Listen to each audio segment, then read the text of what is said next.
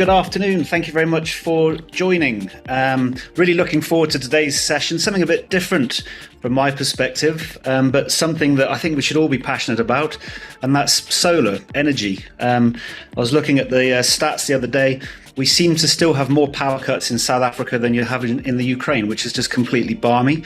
Obviously, we're all impacted by this. The great hope, obviously, is that things like solar and wind and other green energy sources are going to be the things that come in and save the day.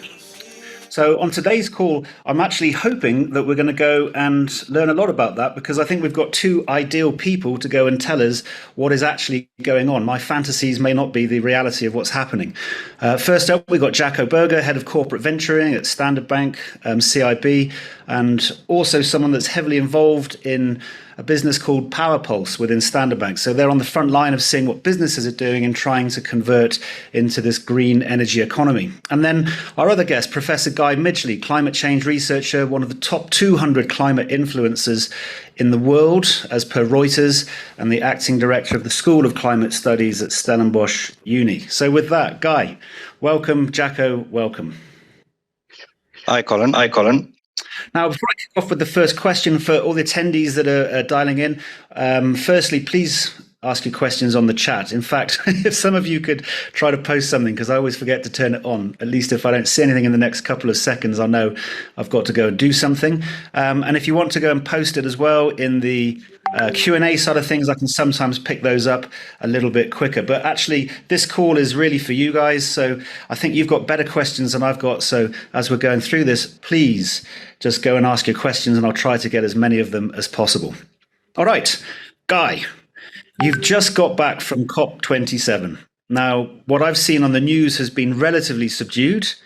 A fund has been set up to right the wrongs of the past, but there's no money in it. I didn't see any specifics coming through about exciting progress in terms of this move to carbon neutrality, but you had your feet on the ground. You were there. What did you see? Yeah, I was there for. Sorry, I'm getting a back on my. That's better. Thanks. I was there for just over a week, and I left on Tuesday, so just before the last decisions came through. I think the final text was signed off on about 4 a.m. Sunday morning. So there's quite a lot of text that I'm still busy working through. But from what I saw, there's this divergence between what really came out in terms of formal text and what is on the table and the concerns that are being expressed. Clearly, the Ukraine war has got in the way of what was a pretty good momentum coming out of Glasgow, and but that's temporary. And what we're seeing, I think, from a lot of developed countries is a renewed urgency, because they have experienced a lot of significant adverse impacts from climate events in the last year or two. And I think this has really started to drive home the risks of going far above 1.5 degrees. And so I heard a lot of language from developed countries around deep, rapid emissions cuts from everybody. And, in a way, this seems to have been opening up a new fault line between developed and developing countries who fall on either side of that argument. But I guess a bit like the Brexit debate in the UK, which opened up a fault line but across both the Tories and Labour. It's one of those things that seems to have opened up a new fault line. And so the US, Canada, Australia, Japan, the umbrella countries seem to be way more interested in sticking close to 1.5 degrees, whereas many developing countries are a little bit less interested because they are still, fighting for some carbon space. So that's pretty a fascinating development. There was some movement on the loss and damage idea. This fund that is now, arrangements for a fund now exist. There's a lot of discussion around who will contribute to the fund, where the money comes from, broadening the donor base for that fund away from parties themselves. So I'm trying to sort of spread that load. Some concerns around creating a fund for loss and damage that may continue just to absorb money if there's no link to adaptation. In other words, should that money really be linked to the building of resilience in order to reduce the long-term demand for loss and damage finance? So now you can start to see, an urgency to achieve 1.5 degrees could also be seen as a need to avoid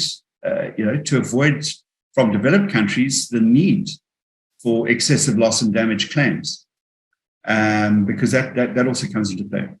Not a huge amount of advance on the adaptation front, but yeah, there was quite a lot that came out, and as I say, a lot of text still to work through. So I don't want to talk ahead of what I've read, but really well worth watching. And the next year is going to be interesting. There's going to be good discussions at the bond session in June, and then at COP28, again to be held in a petrostate. So that's also something interesting, that the petrostates seem to have be holding this. A lot of meetings have been held in Poland as well, which is quite a strong poll supporter. Anyway, so I heard South Africa came out of this looking pretty positive.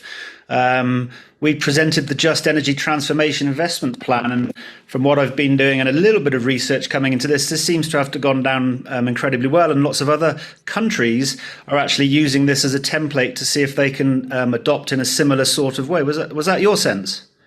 Very much so. I think South Africa really shone in that regard. And, I've been watching some stuff on South African media where I've seen people say, this hasn't been really thought through, and it's too preliminary. But in fact, if you look at the plan that they present, it's been modeled to death. They've really done their homework and done quite broad stakeholder engagement. The Parliamentary Climate Commission has really done an amazing job with regard to that. So I don't think you can accuse the Just Energy Transition Plan of being premature. It's been really quite well thought through. So we shone there and seen as a template, and other countries, are looking at us. And China also came to the party, right? So they reiterated their aspiration of getting to net zero before 2060. People are on board. So let's see. For people that don't know, Guy, what the Just Energy Transformation is, I'll let you give the specifics on that. But I find it. And it's almost an impossible vision coming into this. If someone had come to me and said, please go and write a big document and do a lot of research for Just Energy Transfer, I'd have been like, there's no way we can do this, because it just seems they've got to balance so many plates. We've got to make sure the labor force isn't disrupted heavily. We've got hundreds of thousands, millions of people supporting coal all the way through to Eskom. Okay. Now that changes. There's massive disruption if you're going through to green. You've got, what else have you got? You've got this kind of like need to actually get the lights back on and therefore fix what we've got. So huge capital and expenditure outlays just to keep on going on what we currently have. And then obviously we've got this carbon reduction that we need coming through. And then there's the political scene and the global scene. It felt like there's so many plates that are being spun here. Oh, no, I think it maybe feels that way, but actually it's not that complicated. There's certainly not millions of people supporting coal in this country. Maybe tens to a few 100,000 whose business would be directly affected. Indirectly, of course, many more. But remember that also tens to hundreds of thousands of people's health are heavily adversely affected by the emissions from our coal-fired power plants. The pollution control on our plants is appalling. And there's some very, very significant adverse health effects. There's acid mine drainage issues and just the destruction of coal mining to the natural environment and to the longer term prospects for the services that we get from those ecosystems. So, but the missed opportunity of not transitioning also needs to be taken into account, and the risks of ending up with stranded assets, with being isolated in terms of the value of our exports, border tariffs that may come in. If we stay stuck in our fossilized route, we really do run some very significant risks, and that transition won't be just at all. It'll be terribly unjust, and it'll hit a lot of people. It'll hit the whole economy. So we really don't have a choice. I mean, even from a climate impact perspective, we don't have a choice. This is a team game, and we've got to be part of a team. So, but we've got to find ways to make sure that the many jobs that are involved are taken into account, and that we can transition in a way that brings everybody on board and brings us along. The potential economic growth, when you are dealing with an energy system that is reliable, that is distributed, that produces cheap energy, are phenomenal. And we need to offer the next generations hope in this country. We cannot continue with the kinds of dirty, expensive, and highly unreliable systems that we currently are dealing with. Well, we'll come back to that in a minute, Guy. I'll bring Jaco into the conversation now. From a practical side of things, I think it's blatantly obvious that we need solar, wind, other green energy sources. I don't think anyone in the world can disagree with that. Maybe there's a few people, but I don't know where they exist. So we know we need to do it, and I think we'll come back and chat in a minute about some of the drivers that might accelerate this and give us some hope. But a key part of this is what's happening in the banking sector. What are you guys actually seeing in terms of pickup, particularly with businesses around things like solar? Yes, Colin, thank you. So what's potentially obviously for all of us doesn't normally translate into massive industry, massive growth, massive, opportunity. I think what struck us, and I'm talking about, our colleagues in the energy teams and a whole number of some of my colleagues in the bank just before COVID, was the question around if solar is so feasible, if the technology is proven, we've got enough sun, why doesn't the adoption accelerate? Why doesn't every business, every, manufacturing concern, even residential, although residential is a small part of the market, why don't everyone adopt renewable energy? It's the right thing, as Prof said, not just only for our generation, but for the next generation. It's cheap, it's tested. And we put a small team together, and that really collaborated with a whole lot of industry players, clients, and the like. And we said, what can we do? What are the challenges? Why doesn't the adoption really take place? And that really led us to the formation of a startup, a business called PowerPulse, that really tries to eliminate all of these barriers, because there's still, although the industry has been going for a number of years, still a lack of education. It's still foreign. If I look at some of our clients, kilowatt peak hour, arbitrage, time of use, all these terms are foreign to them. Then the other critical thing was people struggled to find credible solution providers. Remember, it's quite a technical field.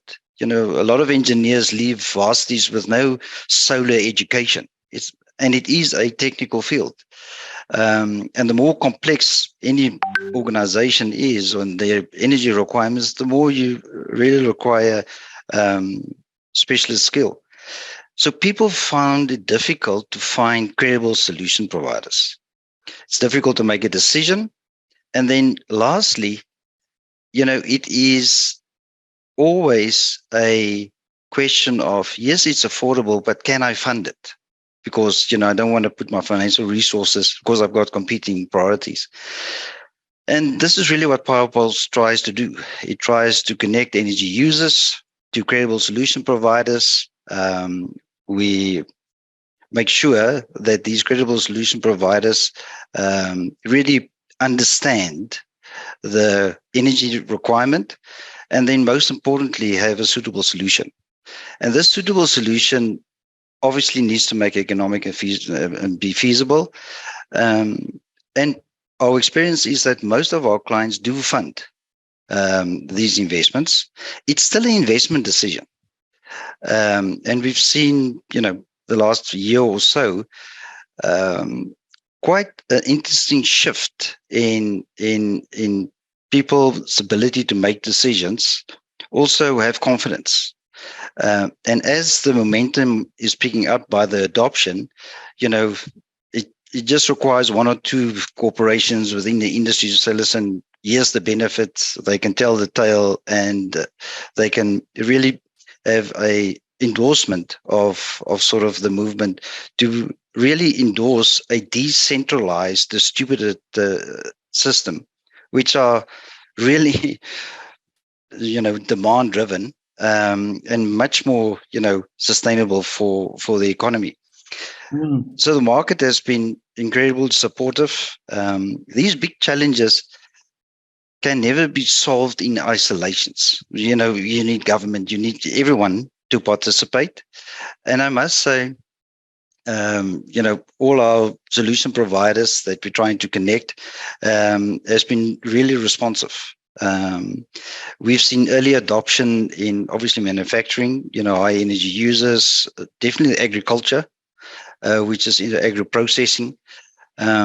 Because, the interesting part for me is always the question around, even if it's the right thing to do, even if it saves you money, you have to do something about it. You have to make the decision, convince the board, and then execute properly.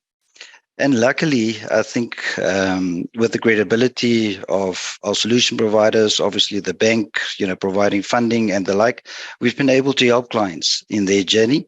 And we really see the adoption accelerate, not as quickly as we would want it to accelerate, but we're encouraged by the movement in the market. What about the financing side? It's sort of a variation of was that Walter's question here? Financing is available, and this is an industry question. I don't want to put you on the spot there from a Standard Bank perspective. Do you think that in time, maybe over the next couple of years, we might start to see panels, and particularly the panels, not necessarily the other aspects, the inverters and the batteries and all the other bits and pieces, but the panels themselves starting to get the status of, say, property, where it can be securitized and lent out at rates which are closer to prime rather than the lending rates at the moment? Because I see that as a big barrier to adoption. If we could, start treating these as more permanent solutions, then financing starts to flow, there's more likelihood that the developments are really going to start investing in this and driving adoption. No, Colin, you're right. I think our funding teams have really taken the lead, and our risk colleagues, to take a view on the asset. It is proven technology for the last 20 years. Even storage are becoming much more long in duration.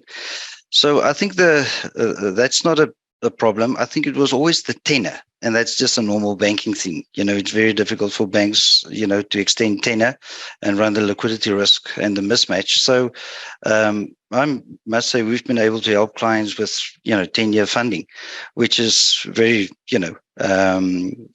suitable for this type of requirement. All right, Guy. So let's float out some projections.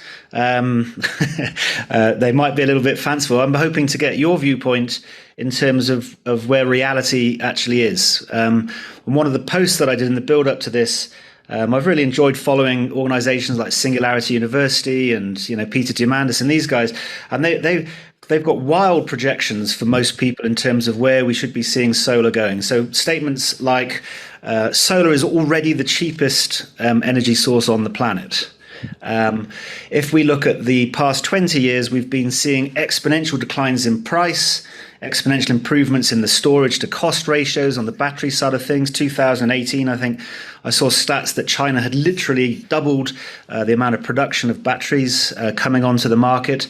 And a lot of these punters and commentators are saying the next decade is going to be exactly the same. We are at the kind of knee of the curve of exponential improvements. Is there any reality or basis to this that you're seeing, or is this far too futurist gone mad?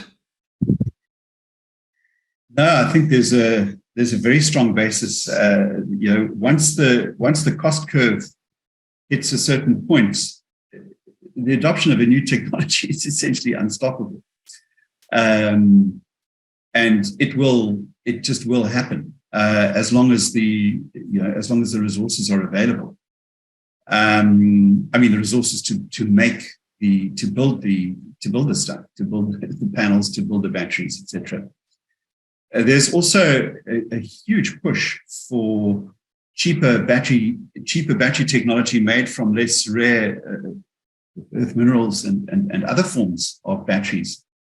It's quite astonishing to see how fast battery technology is emerging, and there are other interesting ways of storing energy, like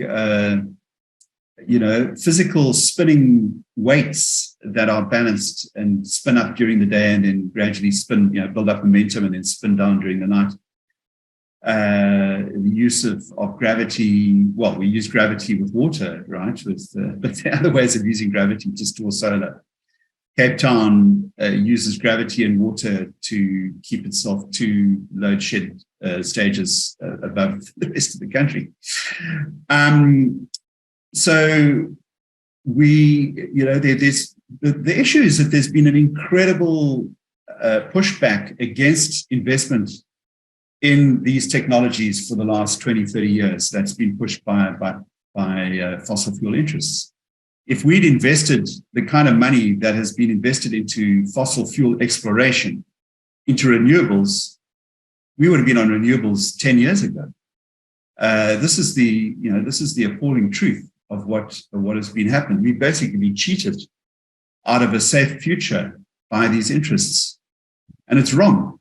It's wrong. And not only have they done that, but they've spread misinformation about unreliability, about base load, all these things that are picked up by the voices who wish to pursue the continuation of a fossilized system.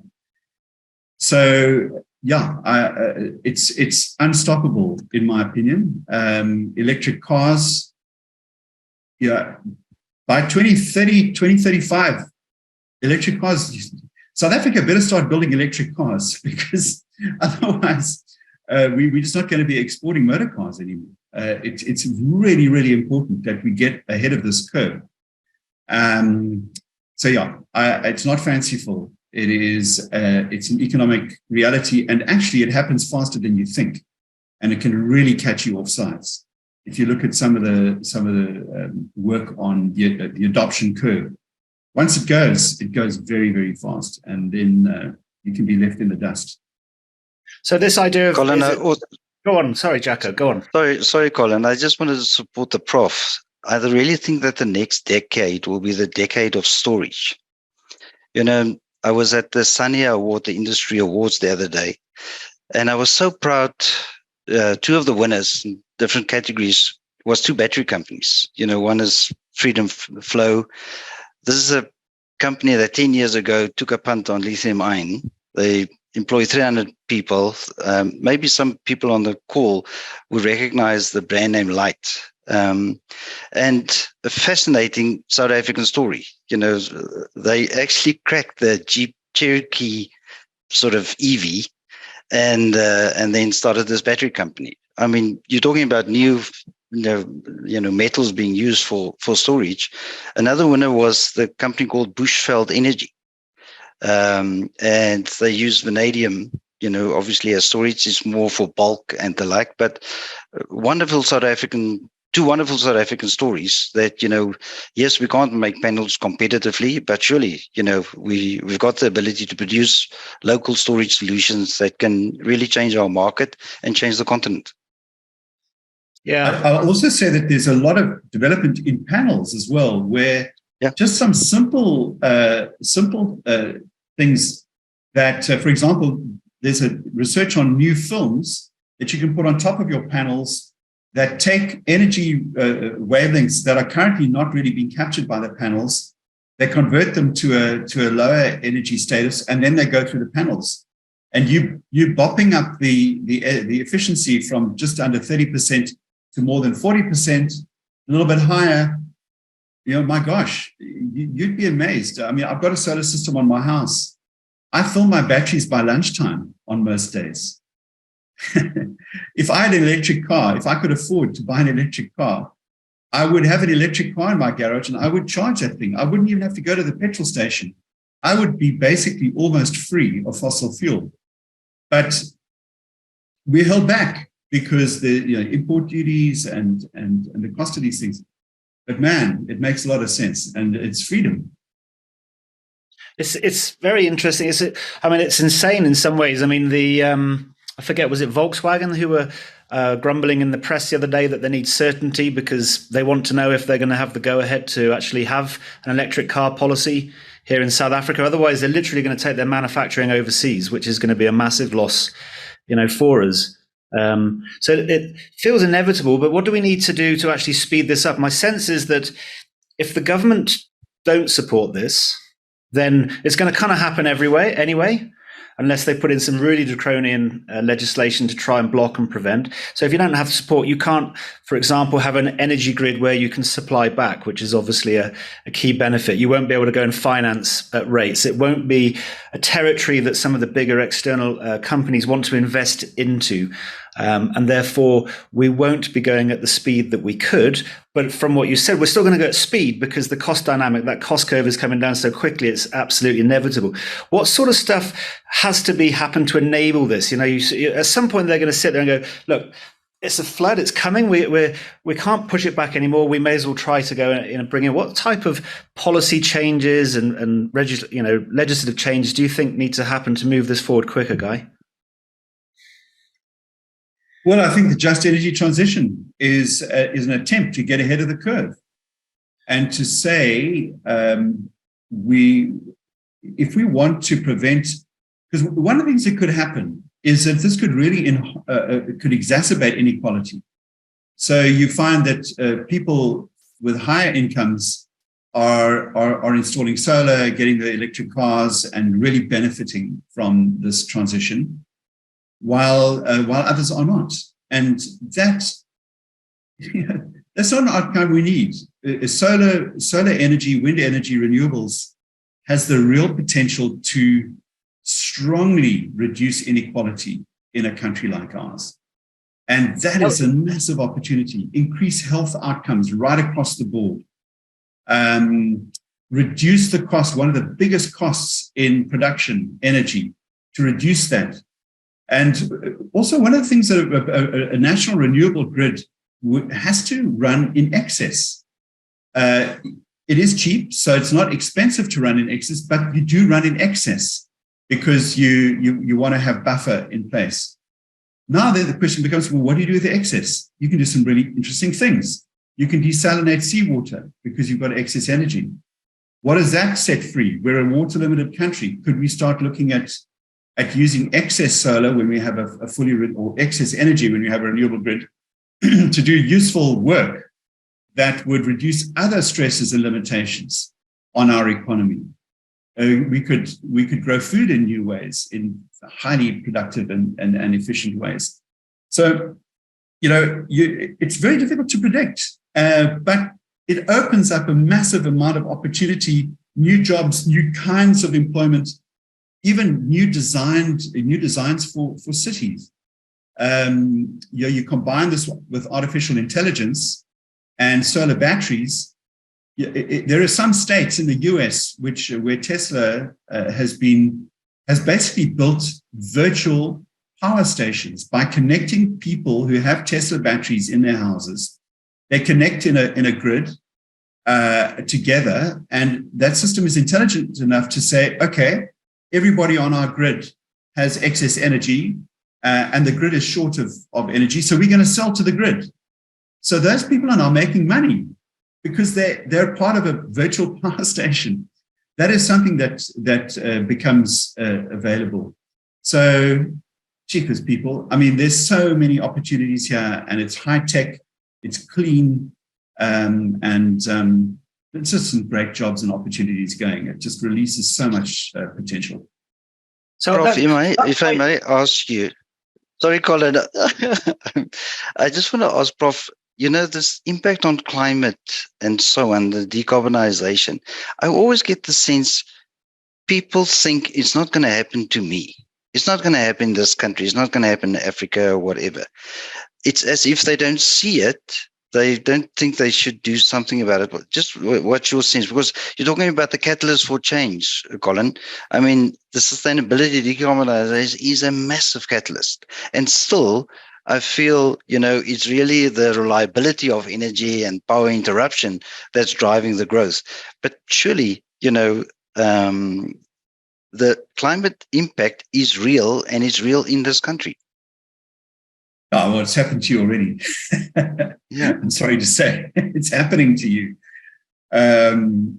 People in Cape Town who experienced the drought, people in the Eastern Cape, those droughts are much worse because of the higher temperatures and the increased evaporation rates. We already are feeling those effects. It's affecting food production. It's increasing the risk of food insecurity, and has already started doing so. Maize production in Africa is already down by about 10% due to the warming across the continent. So it's real. It's around you. It's been with us for more than a decade, actually, already. It's really started to kick in the 90s, and it's got worse since then. So, yeah. But it's Jaco. I mean, you make a good point. Those are very diffuse effects. We're not really exposed to those effects. I mean, sure, when we get a heat wave and we start to really suffer. But people in informal housing suffer way worse than people who have a decent structure around them. And those people are feeling the effects of flash floods. This is rippling through so many poor communities. The fire risk has gone up. So we are experiencing it, but we don't ascribe it to climate change because it's an additionality on top of what we've already experienced. So we think, oh, well, this is normal. Maybe it's a little bit worse. And you adjust your baseline as time goes on. But you don't remember. I mean, I remember, when I was a kid trying to play rugby in the 70s, it was always raining in the Western Cape in winter. It was awful. This is not like that anymore, right? But we've adjusted our baselines. But I could go on. Colin, you were asking about the adoption. What can, and I think there's a comment around NERSA and ESCOM and so on. We've seen relaxation in legislation. Let's come back to that, Jaco. Yeah. Let's come back to that. I just wanted, before we forget it, Guy, you said something a minute ago that was really worrying. The fact that we might see inequality increase, and that So if I understand how that could happen in simple terms, the wealthy and the businesses that can finance and afford solar are going to move to solar because over a 5, 6, 7 year time frame, it will be undeniably cheaper. We've got Swanson's law, which is going to work to make that happen in the demand side, where things get cheaper, the supply goes up, the cost goes down, the supply goes up, the cost demand, and you see this virtuous circle of adoption. But that's going to be in the areas that can afford it, so that's great for everyone living in Sandton. On the other side, you're going to be sitting there with ESCOM and City of Joburg and the other municipalities going, our revenue has just gone because 80%, 70%, the majority of their revenue is coming from those wealthy, either individuals or corporations. So it obliterates their income stream. You then see the reverse of this Swanson or Wright's law, where therefore they're finding it difficult to sustain, their production goes down, therefore the supply chain actually has to produce less, the prices go up, there's no innovation. And so you've got the cost going up on one side, and then the price coming down for the wealthy on the other. And the people that are totally left out are obviously the poor, and those who don't have access to finance and don't have, the monetary or capital means to go and get access to that. That feels like a really significant risk. Is it a significant risk, and what can be done to stop that? Because that could be game over if that was a fair prediction.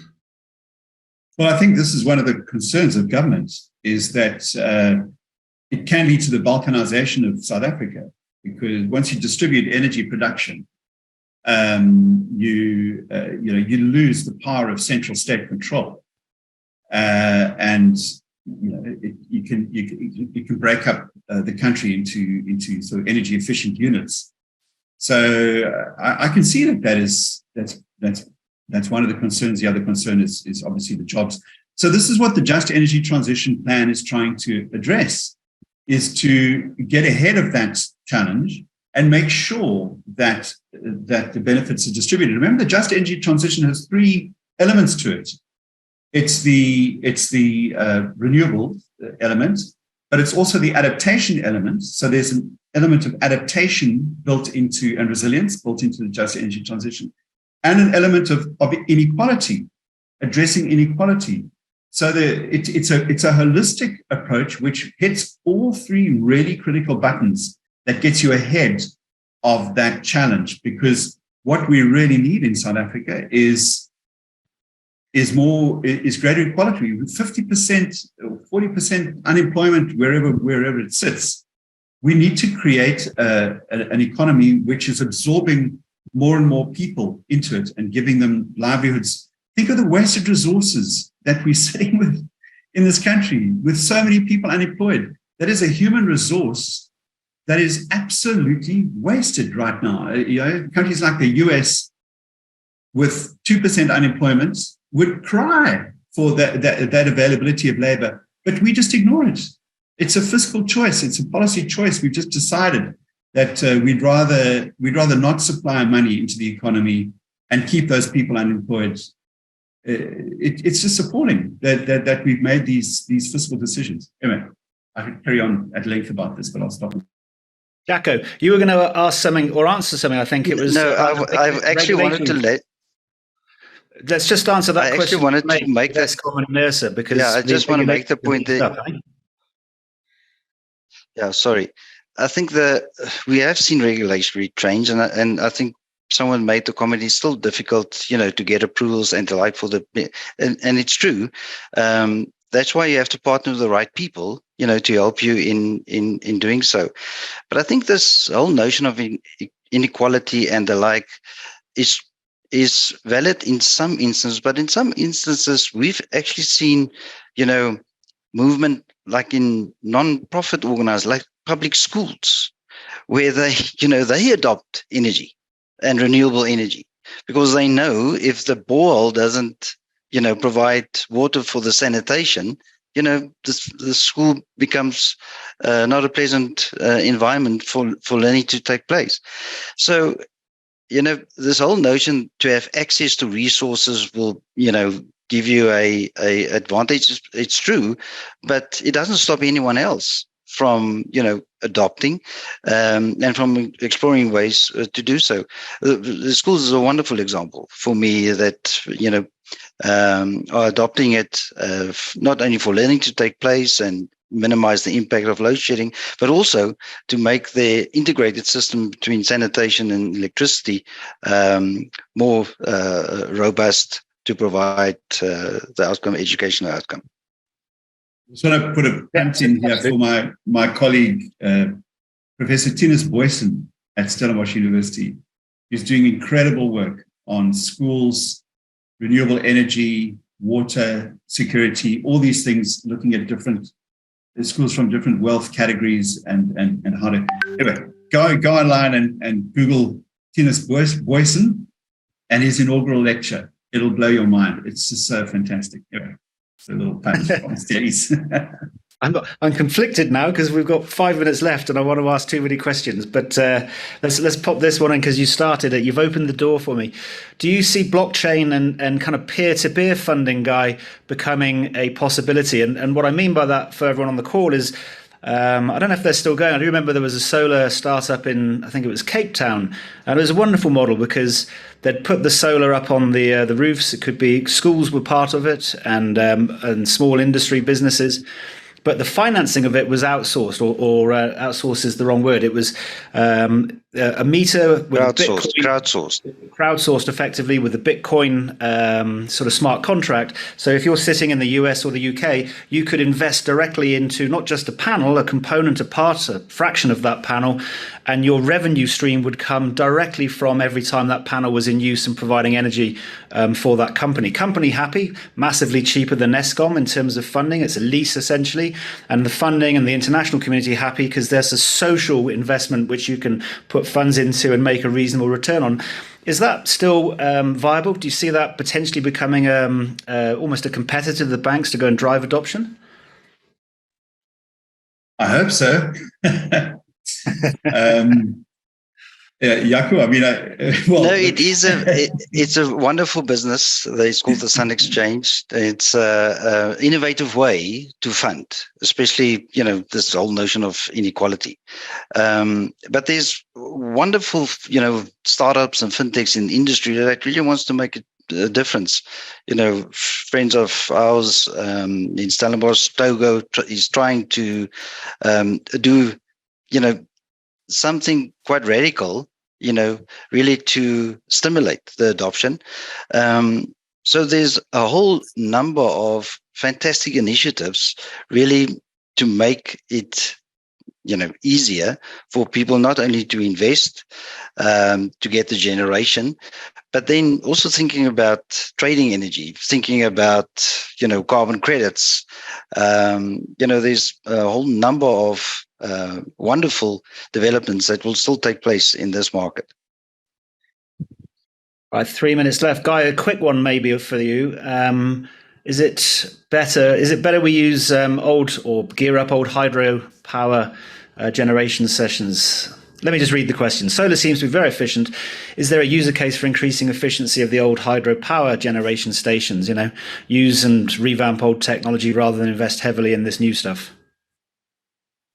I've seen a plan for sub-Saharan Africa to be completely renewable by 2030, which includes a regional grid with hydro and solar, wind.